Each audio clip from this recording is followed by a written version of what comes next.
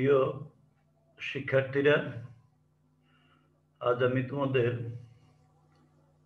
রসায়ন প্রথম পত্রের দ্বিতীয় অধ্যায়, যার শিরোনাম গুণগত রসায়ন। গুণগত রসায়নের মধ্যে যে আয়নিক যৌগের পানিতে দ্রবণীয়তা আছে সেটা আমি তোমাদের বোঝানোর চেষ্টা করব। আয়নিক যৌগের পানিতে দ্রবণীয়তা, dissolution of ionic compounds in water।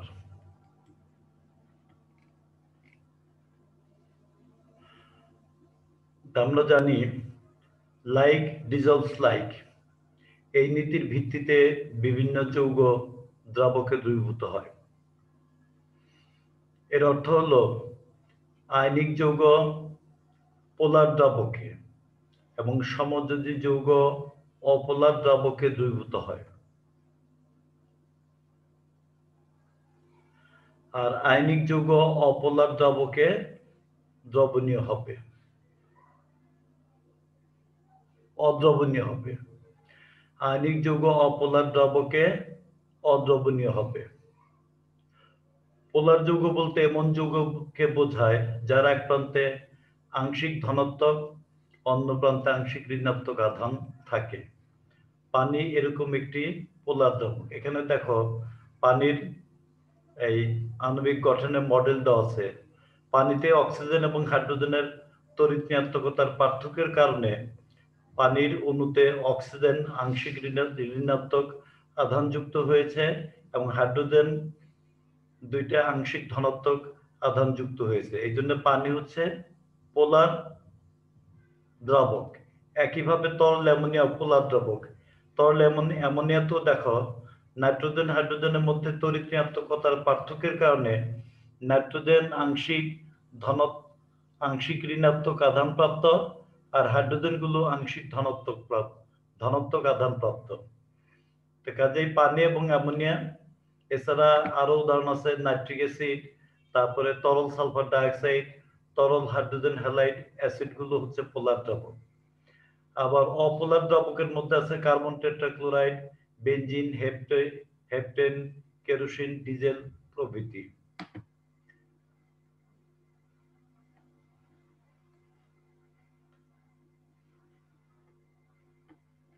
এরপরে আসো পোলার দ্রাবক পানিতে আয়নিক যৌগ কিভাবে দ্রবীভূত হয় তা আমি ব্যাখ্যা দেওয়ার চেষ্টা করব। এখানে উদাহরণ হিসেবে আমি সোডিয়াম ক্লোরাইড কিভাবে পানিতে দ্রবীভূত হয় তা আলোচনা করার চেষ্টা করব, এবং এটা বুঝলে অন্যান্য আয়নিক যৌগ কিভাবে পানিতে দ্রবীভূত হয় তাও তোমরা বুঝতে পারবে। পোলার দ্রাবকের যেমন পানির অণু দুই প্রান্তে দুইটা মেরু আছে। এই যে এখানে দেখাইছে, এই যে অক্সিজেন একটা মেরু, এটা আংশিক ঋণাত্মক চার্জ প্রাপ্ত, আর এই যে হাইড্রোজেন এই যে ধনাত্মক চার্জ প্রাপ্ত মেরু। তাহলে পোলার দ্রাবক যেমন পানির অণু দুই প্রান্তে দুইটা মেরু আছে। আয়নিক যৌগের যেমন সোডিয়াম ক্লোরাইডের কেলাসকে দ্রবীভূত করার সময় পানির ঋণাত্মক মেরু অর্থাৎ পানির অক্সিজেন প্রান্ত সোডিয়াম ক্লোরাইডের ধনাত্মক আয়নের দিকে এবং পানির ঋণাত্মক মেরু মানে হাইড্রোজেন প্রান্ত সোডিয়াম ক্লোরাইডের ঋণাত্মক আয়নের দিকে আবর্তিত হয়। ফলে সোডিয়াম ক্লোরাইডের সোডিয়াম আয়ন এবং ক্লোরাইড আয়নগুলো পানির অণু দ্বারা আকর্ষিত হয় এবং কেলাস ল্যাটিস থেকে ক্রমশ দ্রবণে চলে আসে।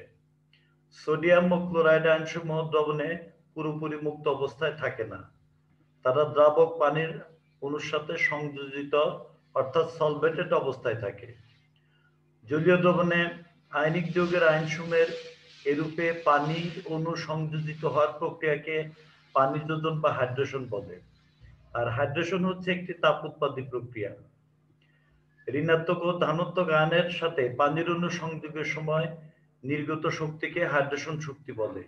এই নির্গত হাইড্রেশন শক্তির প্রভাবে সোডিয়াম ক্লোরাইডের ল্যাটিস থেকে আয়নগুলো পৃথক হয়ে পানিতে দ্রবীভূত হয়। এখানে এই চিত্রের সাহায্যে বোঝার চেষ্টা করে, যে পানি হলো পোলার অণু, এটা পানির অণুর মডেল। পানিতে যখন সোডিয়াম ক্লোরাইডের দানাগুলো ফেলা হয়, সোডিয়াম ক্লোরাইডের সোডিয়ামের এই প্রান্তকে পানির অণুর ঋণাত্মক প্রান্তগুলো ঘিরে ধরে, আর সোডিয়াম ক্লোরাইড ক্লোরাইড প্রান্তগুলো পানির অণুর ধনাত্মক প্রান্ত ঘিরে ধরে। এইভাবে তাদের মধ্যে হাইড্রেশন ঘটে। এই হাইড্রেশনের মধ্য দিয়ে ক্রমাগত শক্তি উৎপন্ন হয় এবং সেই শক্তির সাহায্যে সোডিয়াম ক্লোরাইডের যে ল্যাটিস এনথালপি, সেই ল্যাটিস এনথালপি ক্রমাগত দুর্বল হয়ে আসে এবং আস্তে আস্তে দানা থেকে সকল সোডিয়াম আয়ন এবং ক্লোরাইড আয়ন পানির অণুর সাথে জলযোজিত হয়ে অর্থাৎ হাইড্রেটেড হয়ে এই দ্রবীভূত হয়ে পড়ে আর কি। এই হচ্ছে মোটামুটি ভাবে আয়নিক যৌগ কিভাবে পানিতে দ্রবীভূত হয় তা বোঝা গেল। আর এই যে হাইড্রেশন প্রক্রিয়া একটি তাপ উৎপাদী প্রক্রিয়া, তাপ উৎপাদী প্রক্রিয়ার কারণে এখানে তাপ শক্তি উৎপন্ন, সেটাও এই ল্যাটিসকে সোডিয়াম ক্লোরাইড বা যে কোনো আয়নিক যৌগের যে ল্যাটিসকে দুর্বল করে ফেলে, দুর্বল করে এই আয়নিক যৌগের ধনাত্মক এবং ঋণাত্মক আয়নগুলোকে পানিতে দ্রবীভূত করে ফেলে। এখন দ্রবণীয়তার শর্ত।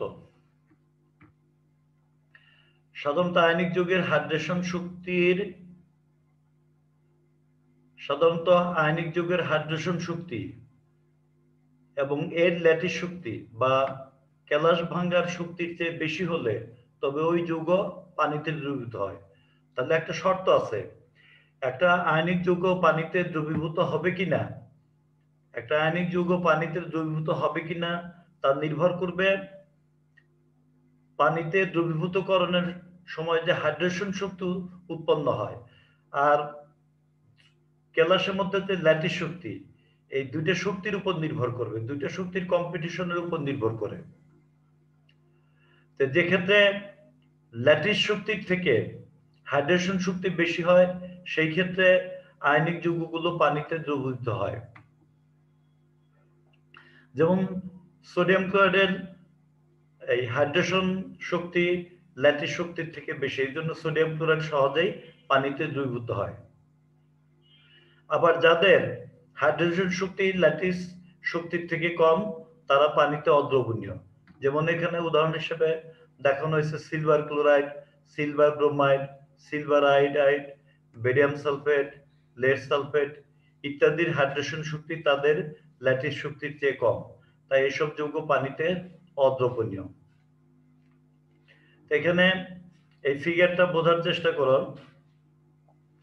এই যে এখানে সলিবিলিটি পোলার সলভেন্ট ইনক্রিজ, অর্থাৎ পোলার দ্রাবকে দ্রবণীয়তা কিভাবে বৃদ্ধি পাচ্ছে।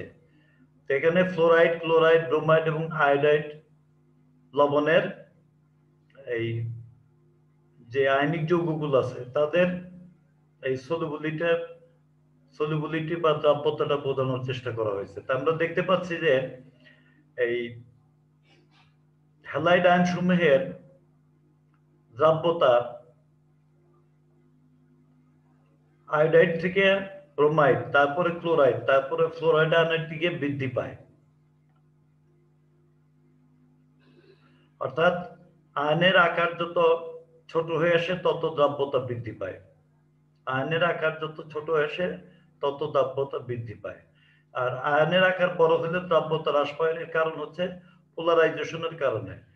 আমরা জানি পোলারাইজেশন যখন হয় তখন ওই সমস্ত আয়নিক যৌগের মধ্যে সমযোজী বৈশিষ্ট্য দেখা দেয়।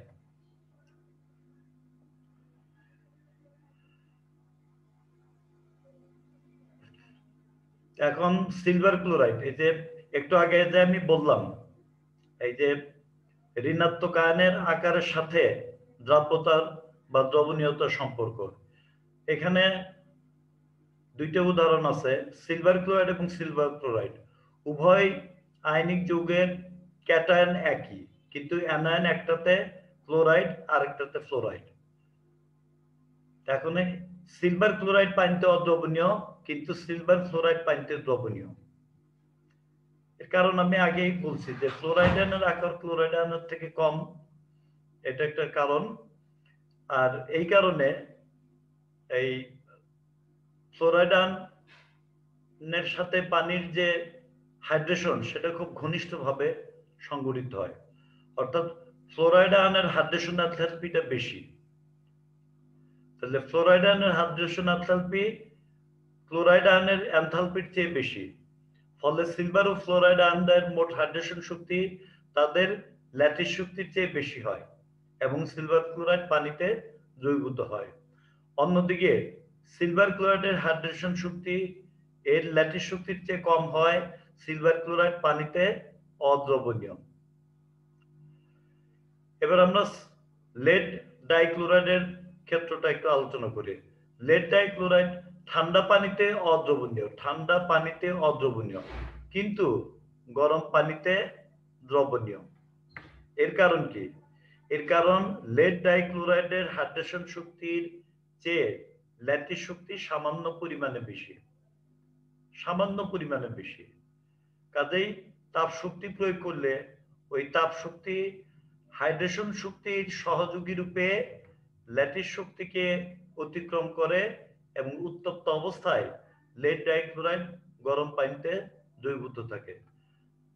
আমি আশা করি তোমরা মোটামুটি ভাবে আয়নিক যৌগের পানিতে দ্রবণীয়তা বুঝতে পারলে। আজকে এই পর্যন্তই থাক, ভালোভাবে পড়াশোনা করো।